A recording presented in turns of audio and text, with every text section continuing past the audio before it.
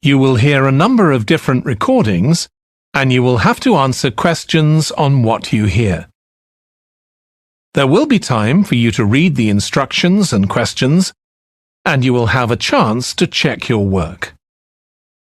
All the recordings will be played once only. The test is in 4 sections. At the end of the test, you will be given 10 minutes to transfer your answers to an answer sheet. Now turn to Section 1. Section 1. You will hear a man phoning a woman who lives in an English city called Banford to get some advice about moving to that city. First, you have some time to look at questions 1 to 5.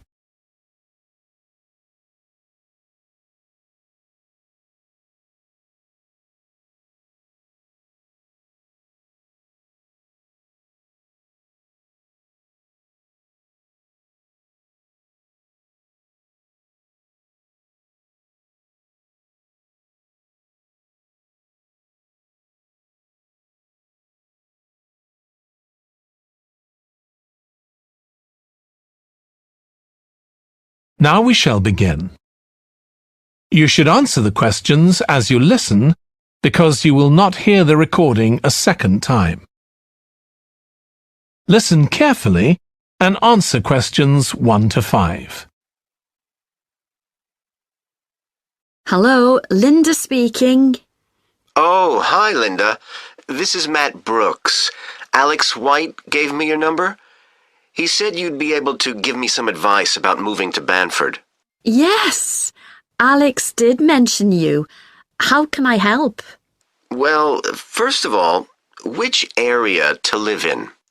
Well, I live in Dalton, which is a really nice suburb. Not too expensive, and there's a nice park. Sounds good.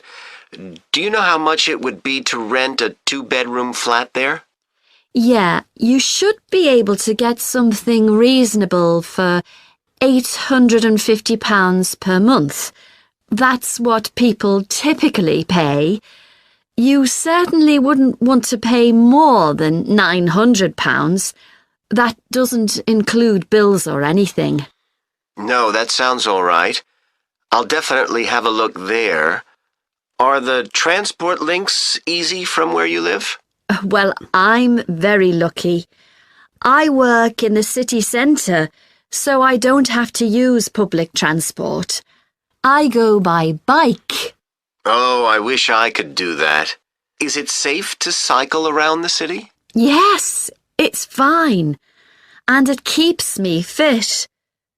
Anyway, driving to work in the city centre would be a nightmare because there's hardly any parking.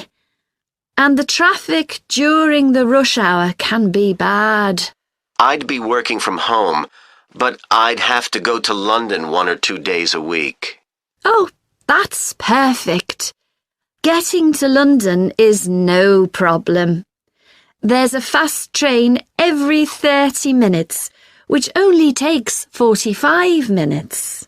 That's good. Yeah, the train service isn't bad during the week, and they run quite late at night. It's weekends that are a problem.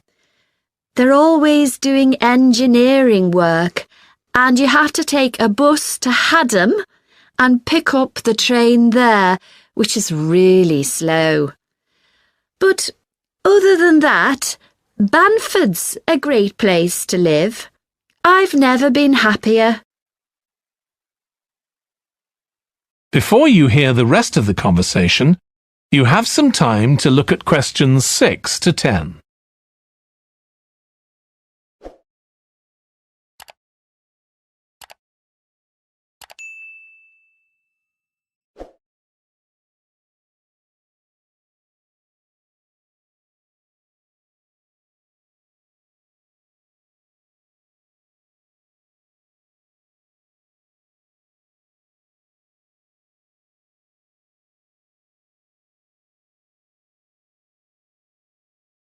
Now listen and answer questions 6 to 10. There are some nice restaurants in the city centre and a brand new cinema, which has only been open a couple of months. There's a good arts centre too. Sounds like Banford's got it all. Yes, we're really lucky. There are lots of really good aspects to living here. The schools are good, and the hospital here is one of the best in the country. Everyone I know who's been there's had a positive experience.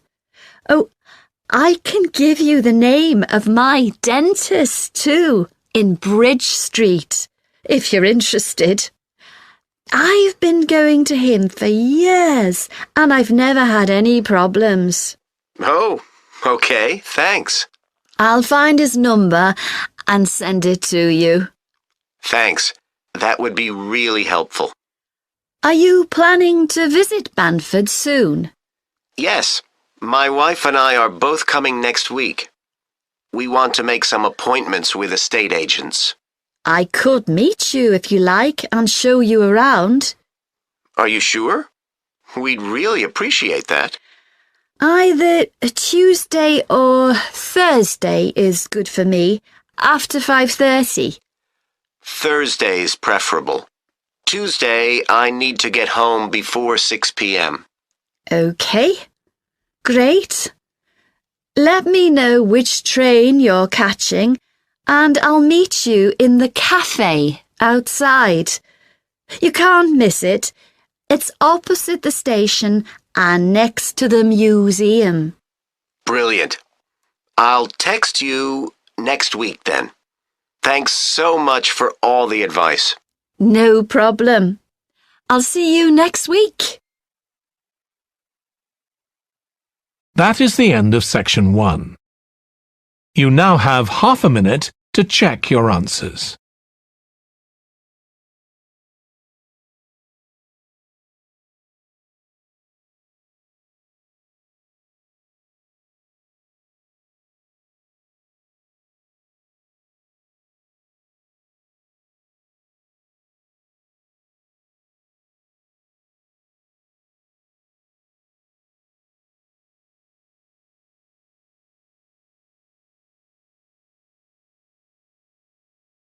Now turn to section 2.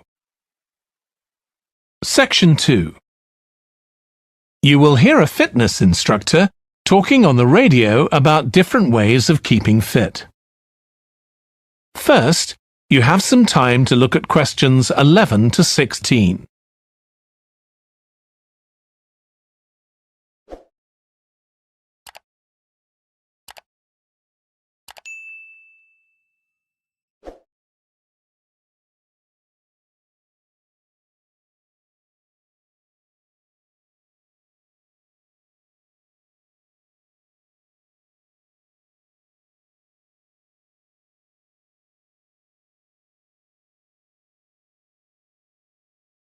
Now listen carefully and answer questions 11 to 16.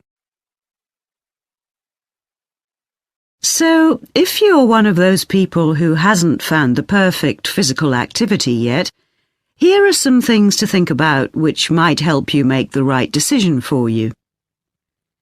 The first question to ask yourself is whether you would enjoy training in a gym.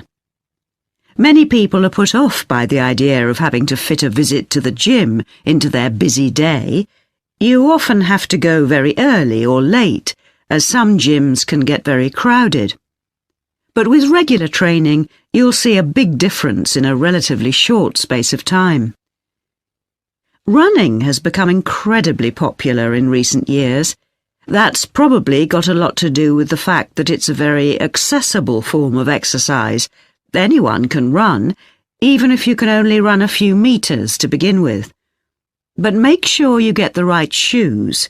It's worth investing in a high-quality pair, and they don't come cheap.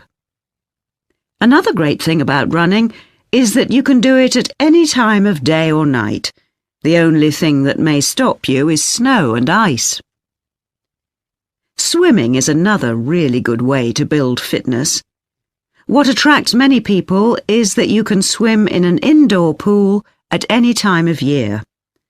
On the other hand, it can be quite boring or solitary. It's hard to chat to people while you're swimming lengths. Cycling has become almost as popular as running in recent years. That's probably because, as well as improving their fitness, many people say being out in the fresh air in a park or in the countryside can be fun, provided the conditions are right, of course. Only fanatics go out in the wind and rain. Yoga is a good choice for those of you looking for exercise which focuses on developing both a healthy mind and body. It's a good way of building strength, and with the right instructor, there's less chance of hurting yourself than with other more active sports. But don't expect to find it easy. It can be surprisingly challenging, especially for people who aren't very flexible. Getting a personal trainer is a good way to start your fitness program. Obviously, there can be significant costs involved, but if you've got someone there to encourage you and help you achieve your goals, you're less likely to give up. Make sure you get someone with a recognised qualification, though, or you could do yourself permanent damage. Before you hear the rest of the radio programme, you have some time to look at questions 17 to 20.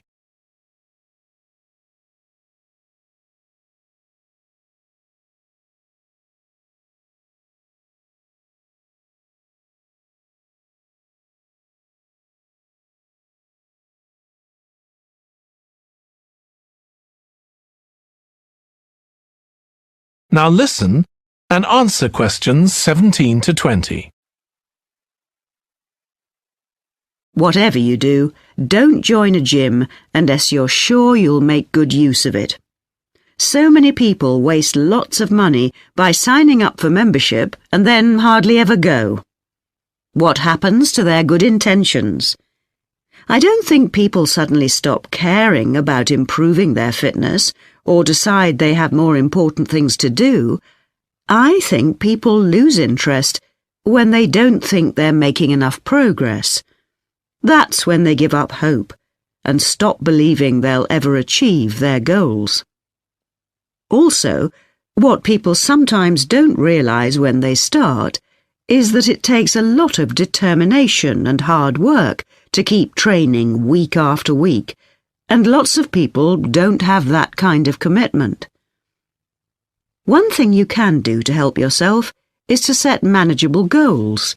Be realistic and don't push yourself too far. Some people advise writing goals down, but I think it's better to have a flexible approach. Give yourself a really nice treat every time you reach one of your goals. And don't get too upset if you experience setbacks. It's a journey. There are bound to be difficulties along the way.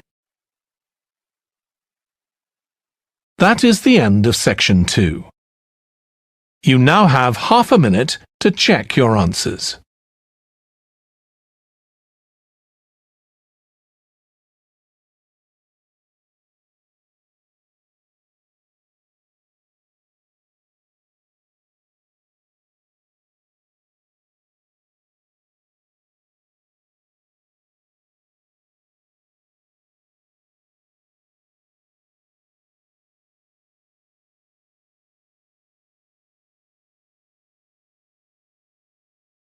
Now turn to section 3.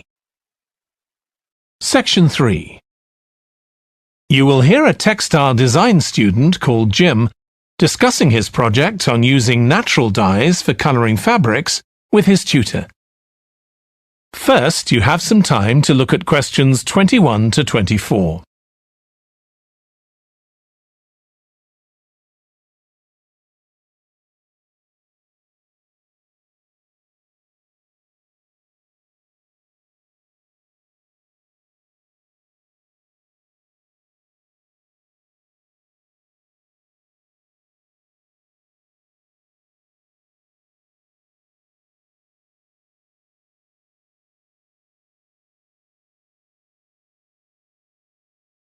Now listen carefully and answer questions 21 to 24.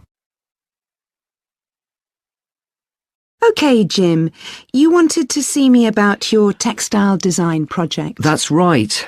I've been looking at how a range of natural dyes can be used to colour fabrics like cotton and wool. Why did you choose that topic? Well, I got a lot of useful ideas from the museum, at that exhibition of textiles. But I've always been interested in anything to do with colour. Years ago, I went to a carpet shop with my parents when we were on holiday in Turkey, and I remember all the amazing colours. They might not all have been natural dyes. Maybe not, but for the project, I decided to follow it up. And I found a great book about a botanic garden in California that specialises in plants used for dyes. OK, so in your project, you had to include a practical investigation. Yeah. At first I couldn't decide on my variables. I was going to just look at one type of fibre, for example, like cotton. And see how different types of dyes affected it? Yes. Then I decided to include others as well. So I looked at cotton and wool and nylon. With just one type of dye? Various types, including some that weren't natural, for comparison. OK. So I did the experiments last week. I used some ready-made natural dyes. I found a website which supplied them. They came in just a few days, but I also made some of my own. That must have taken quite a bit of time. Yes. I thought it'd just be a matter of a teaspoon or so of dye, and actually that wasn't the case at all. Like, I was using one vegetable, a beetroot, for a red dye, and I had to chop up a whole pile of it. So it all took longer than I'd expected. One possibility is to use food colourings. I did use one. That was a yellow dye, an artificial one. Tartrazine? Yeah, I used it on cotton first. It came out a great colour. But when I rinsed the material, the colour just washed away. I'd been going to try it out on nylon, but I abandoned that idea. Were you worried about health issues? I thought if it's a legal food colouring, it must be safe. Well, it can occasionally cause allergic reactions, I believe. Before you hear the rest of the discussion, you have some time to look at questions 25 to 30.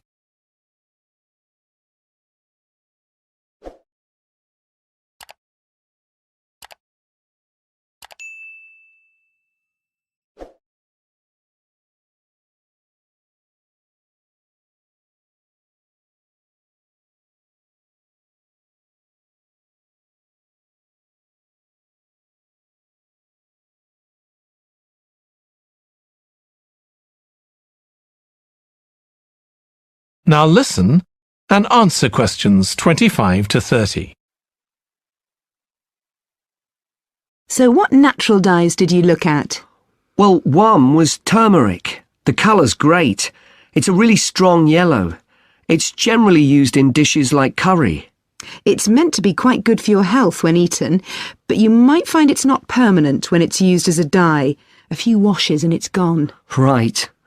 I used beetroot as a dye for wool.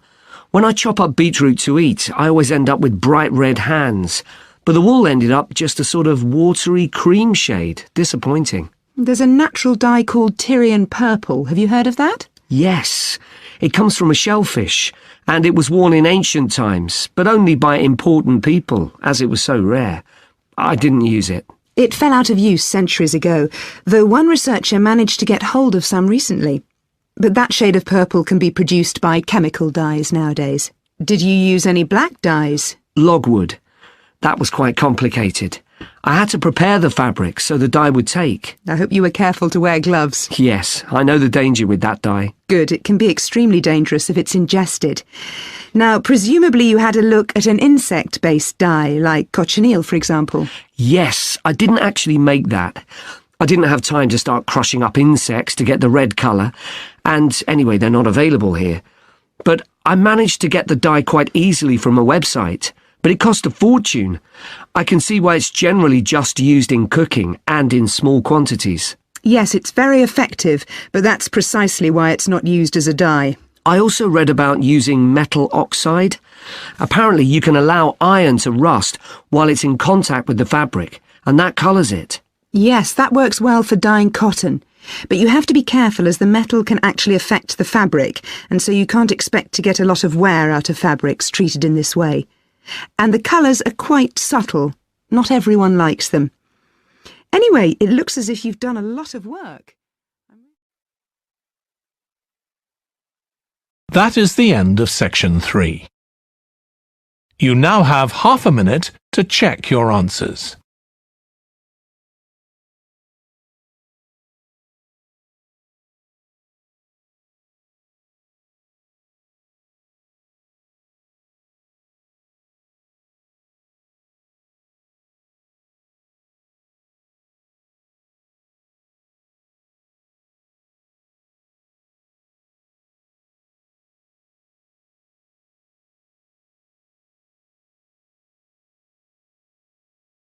Now turn to section 4. Section 4. You will hear part of a biology lecture about an animal called the sleepy lizard that is common in parts of Australia. First, you have some time to look at questions 31 to 40.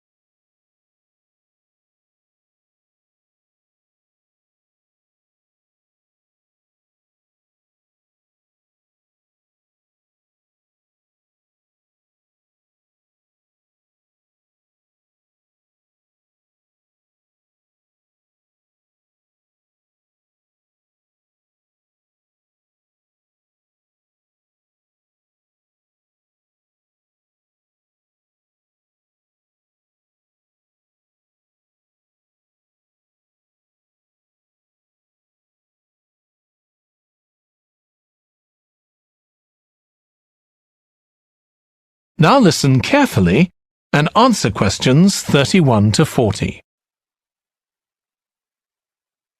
Last week we started looking at reptiles, including crocodiles and snakes. Today, I'd like us to have a look at another reptile, the lizard, and in particular, at some studies that have been done on a particular type of lizard whose Latin name is Tiliqua rugosa.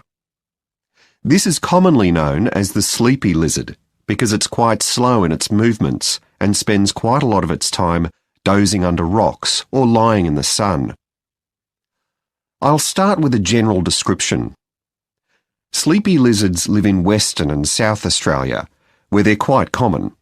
Unlike European lizards, which are mostly small, green and fast-moving, sleepy lizards are brown, but what's particularly distinctive about them is the colour of their tongue, which is dark blue, in contrast with the lining of their mouth, which is bright pink. And they're much bigger than most European lizards. They have quite a varied diet, including insects and even small animals, but they mostly eat plants of varying kinds. Even though they're quite large and powerful, with strong jaws that can crush beetles and snail shells, they still have quite a few predators. Large birds like cassowaries were one of the main ones in the past, but nowadays they're more likely to be caught and killed by snakes. Actually, another threat to their survival isn't a predator at all, but is man-made. Quite a large number of sleepy lizards are killed by cars when they're trying to cross highways. One study carried out by Michael Freak at Flinders University investigated the methods of navigation of these lizards. Though they move slowly, they can travel quite long distances.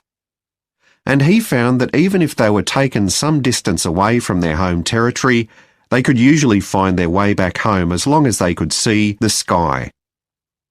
They didn't need any other landmarks on the ground.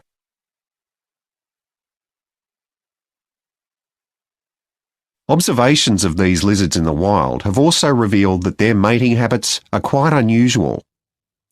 Unlike most animals, it seems that they're relatively monogamous, returning to the same partner year after year.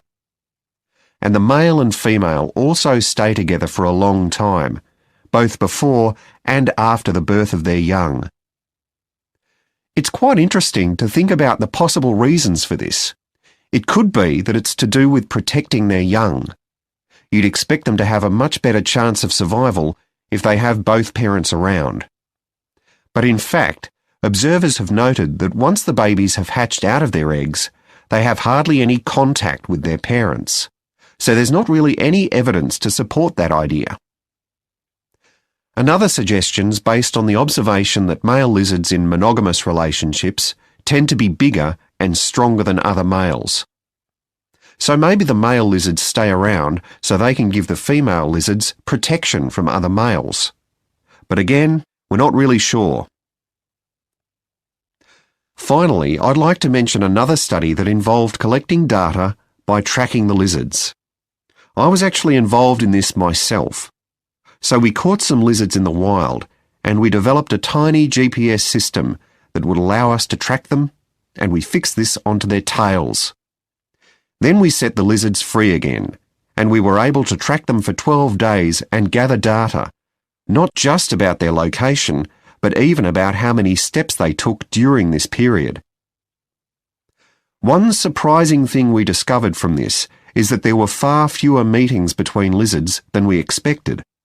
It seems that they were actually trying to avoid one another. So why would that be?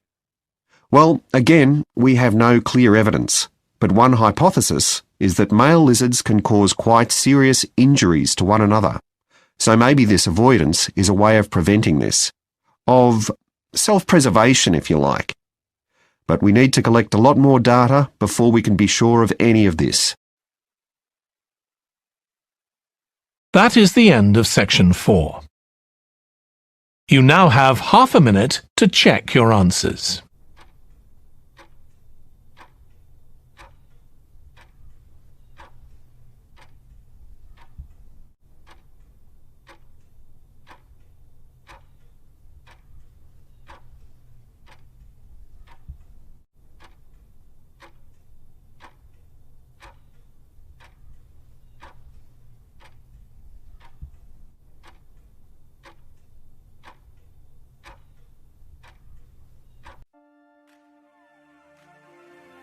That is the end of the listening test. In the IELTS test, you would now have 10 minutes to transfer your answers to the answer sheet.